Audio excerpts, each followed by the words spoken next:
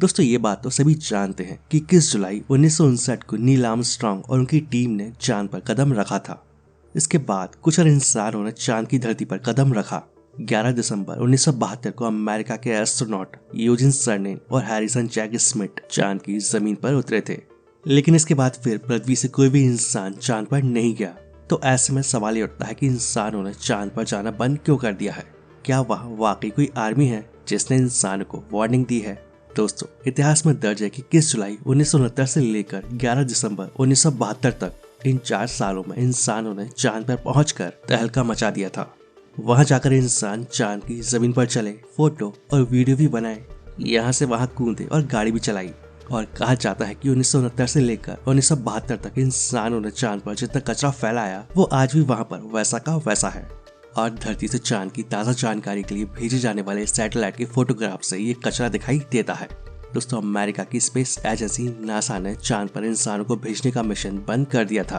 और कहा जाता है कि 1972 के मिशन के बाद जब अंतरिक्ष यात्री चांद की तरफ आगे बढ़े थे तब कोई अंतरिक्ष यान उन्हें गश्त करते हुए दिखाई दिया और वो नासा के अंतरिक्ष यान के आसपास आता जाता महसूस हुआ था।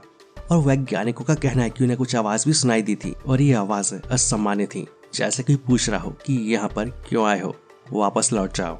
और अंतरिक्ष यात्रियों के द्वारा अपना एक्सपीरियंस शेयर करने के बाद नासा ने अपना अगला मिशन प्लान ही नहीं किया। तो आखिर अब नासा चांद पर इंसानों को क्यों नहीं भेजता है? दोस्तों दरअसल इस बारे में एक थ्योरी ये भी है कि चांद पर इंसानों को भेजने का खर्चा बहुत ज्यादा होता है, लेकिन उसका कोई ज्यादा वैज्ञानिक फायदा नहीं होता है। 2004 में इंसानों को चांद पर भेजने का खर्चा 1,04,000 मिलियन अमेरिकी डॉलर या इससे ज्यादा अनुमानित किया गया था। और जबकि बिना इंसान वाला सैटेलाइट भेजने में काफी कम खर्चा आता है और वो हर काम हो जाता है जो एक इंसान कर सकता है। हालांकि एक बार फिर अमेरिकी स्पेस एजेंसी यानी कि नासा चांद की सतह पर इंसान को भेजने की तैयारी कर रही है। हालांकि ये प्रोजेक्ट अपनी टाइमलाइन के अनुसार नहीं चल रहा है, लेकिन उम्मीद की जा रही है कि जल्दी नासा का अंतरिक्ष यान एक महिला अंतरिक्ष यात्री को लेकर चांद की यात्रा पर रवाना होगा।